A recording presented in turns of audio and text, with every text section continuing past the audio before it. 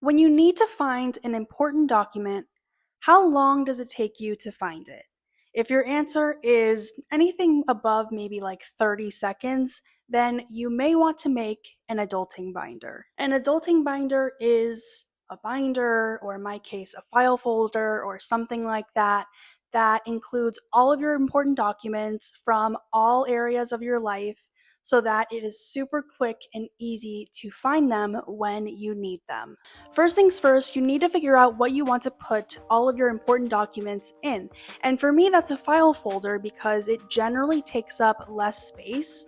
And I like that with specific file folders, you can zip it up and then all of the papers are protected from potential damage from, say, water, fire, things like that. They also have dividers built in, so it's super easy to organize all of your documents. A file folder is also super portable, so if anything happens and you gotta grab your important documents and get out, you can absolutely do that with a file folder. You can also do it with a binder, but I guess for me, maybe it's because I have small hands, but I just think it's easier to grab a file folder. So totally up to you what you want to use, but just figure out what exactly you want to actually put your documents in and store them. You might want to get something that is fireproof, waterproof, and portable as well. I will link the adulting binder I use in the description below. Next, you're going to want to brainstorm what documents it is that you need to find and gather so that you can organize them into your adulting binder. I came up with 6 categories that I use in my binder. If you can think of any other ones, definitely put them in the comments below.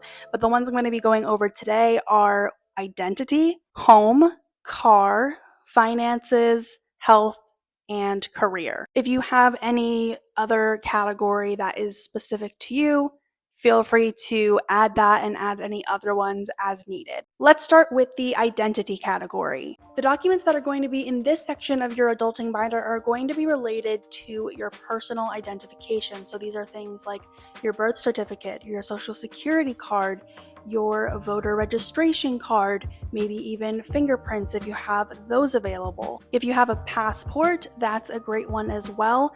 And then another thing that I put in my identity section, which I don't know if this is really the best place for it, but I have like a mini address book, like just in case all my contacts get lost, or I don't know, for whatever reason, I can't access my phone and I need to contact somebody.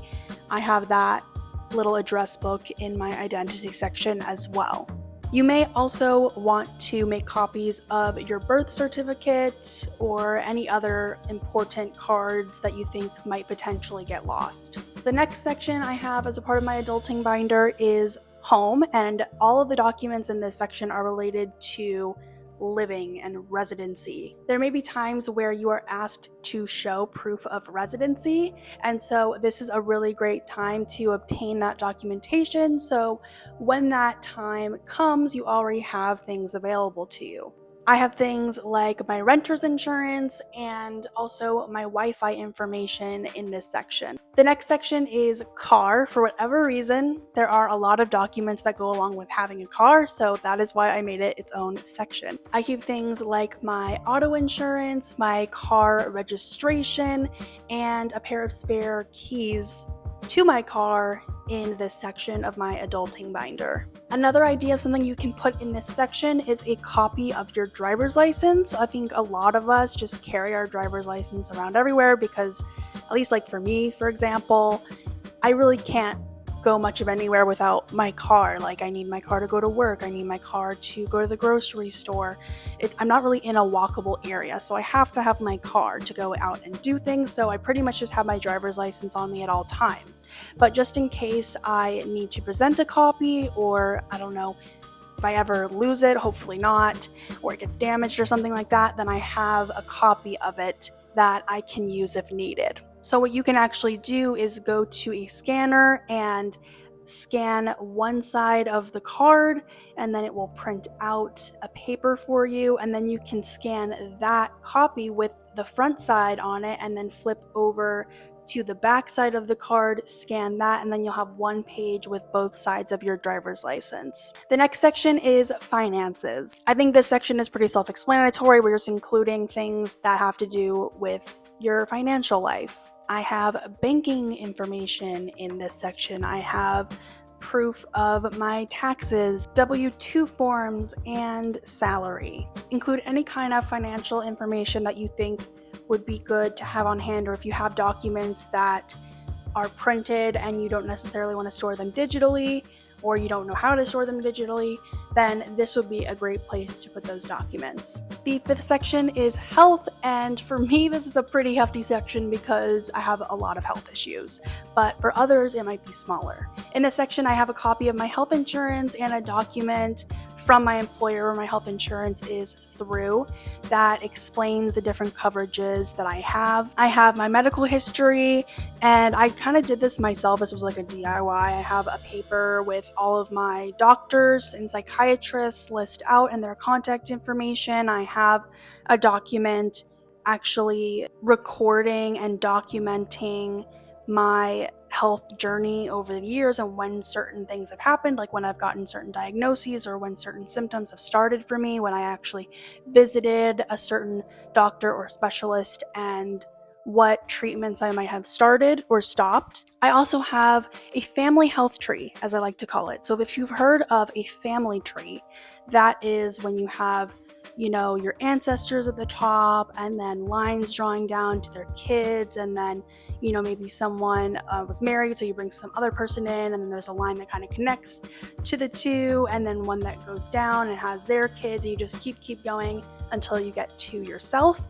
And so I wanted to have this, but I wanted it to be full of health information. So I pretty much just have like names of family members and then boxes underneath them that have any health issues that they were known to have in their life, if they died, when they died, like at what age, and of what. So what actually caused their death? Like, was it heart failure?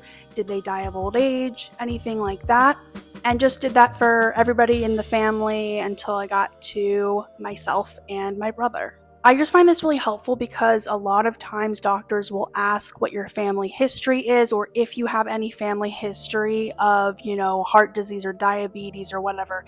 And you might not actually know that, but if you can actually talk to your grandparents and your parents and any other family members to get medical information about the people that are maybe a little bit closer to you, and then maybe you're further out, like ancestors, cousins, things like that, then that's going to be really helpful for you to reference all there on that one document. And you can of course share that with your other family members if they're interested as well. Like my family loves that I made this family health tree.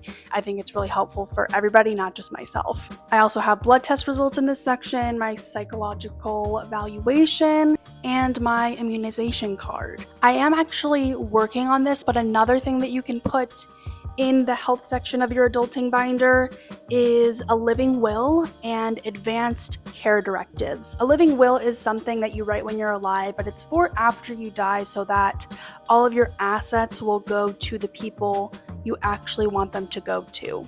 So it's kind of like your instructions for all of your material things after you die, what you want done with them and where you want them to go. Now I know that I'm young, I'm 24, maybe you're young watching this video as well, but the truth is that we don't know when we're going to die. So I could get into a car accident and die tomorrow. I could have a heart attack in my sleep tonight. Like, I just don't know. And so it's nice to have that on hand for whenever that does happen. And it might be decades down the line, but I still want to have that in my binder so that my wishes will be granted even when I'm not here to make them known. And advanced care directives are super important because if you ever get to a state, it could be a mental state, a physical state, both, where you cannot make medical decisions for yourself, these advanced care directives will communicate to doctors and medical professionals what you want done with your body, what kind of treatment you do and do not want to receive. It also allows you to assign somebody to make medical decisions for you. So if you want it to be your mom, your dad, your spouse, your best friend, your sibling, whatever, you can assign that person to be making those medical decisions for you. And of course, they will have your advanced healthcare directive papers, which explains what you do and don't want, so they can help make those decisions based on your wishes. And the last section of our adulting binder is career. This is going to look really different depending on what kind of a career you have, or I don't know, maybe it wouldn't, but for me, I'm thinking of all the specific things that I have in my section for career, and it's not going to apply to everybody. I'm a registered dietitian, so I want to have my registered dietitian certification, my Academy of Nutrition and Dietetics card. I want to have my certified professional food manager certification card in the binder, as well as my CPR certification. These are things just that are really nice to keep on hand. If I need anything, it's right there. I can just pull it right out, and I don't have to go searching for it on my computer, logging into accounts or whatever. And I mean, I do have a digital version of almost everything that's in my binder anyway, but sometimes like you need a physical copy, and it's nice to not have to go print one when you need it. It's just already available for you and you can grab it and go. As I mentioned previously, these 6 sections might not be enough for you, and that's totally okay. If you need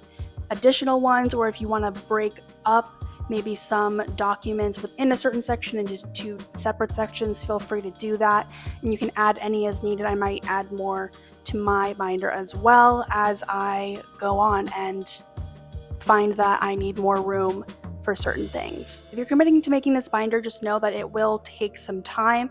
You might want to start out by writing out a list of all of the things that you might need. What kind of physical materials do you need to order online or go out and buy? What kind of documents do you need to track down? And kind of arranging logistically, how are you going to print those items? Then you'll want to actually organize your binder. If it has dividers like mine does in my file folder, you're going to want to write those labels and actually organize those documents and put them into the binder. And it is simple, it just can take some time, especially with tracking down documents, or if you're making any yourself like I did, that can take time as well. I feel so much more put together with my adulting binder because all of the top tier important stuff that I need is all organized in this one place, and if I need it, I can go find it. I just realized that when I was starting being out on my own and I needed to get certain documents, I'd be asked for certain things over and over, and I keep having to go on this goose chase to find it, and it just made me feel very disorganized and kind of out of control. I didn't feel good about that because I am a very organized person and I like to make things as efficient as possible, and what I was doing was not the most efficient. So starting at the beginning of this year, my goal was to finish my adulting binder, and I am happy to report that it is July and it has been done for I think a couple months now, maybe, and I have already been using it as I have needed documents, going to see new doctors. They ask for blood tests and family history and things like that, so I just go right in my binder and take that out. I look for my health insurance, regular health insurance versus your dental insurance, your vision insurance. I did go to the dentist recently, I went to the eye doctor recently. There's different insurance for both of those things. I'm well, what do I have? I haven't been, so I just went in my binder, looked it up. There we go. I hope you find the adulting binder as helpful for you as it is for me. Once again, I will link the actual binder, aka file folder, that I use in the description below. Let me know what you think of this audio. I'm trying out something new. This is my first time using this new microphone that I bought. I can never seem to get a good sound wherever I am because out here, the background is a little more on the boring side, but the lighting is really good, but then it's echoey because I don't have a rug on the floor. They're very expensive and I just haven't found one that I like. And then in my bedroom, it has a really nice background, but there's always a fan going and I can't turn it off. So I'm trying to figure out how I can make this sound a little better. So let me know if this sounds better. I think that it does, based on my tests before I actually filmed this, but let me know. Please share any of your other ideas for certain documents or categories that we can add to the adulting binder in the comments below. Help everyone out, including myself. Thank you so much for watching today's video, and I hope to see you in the next one.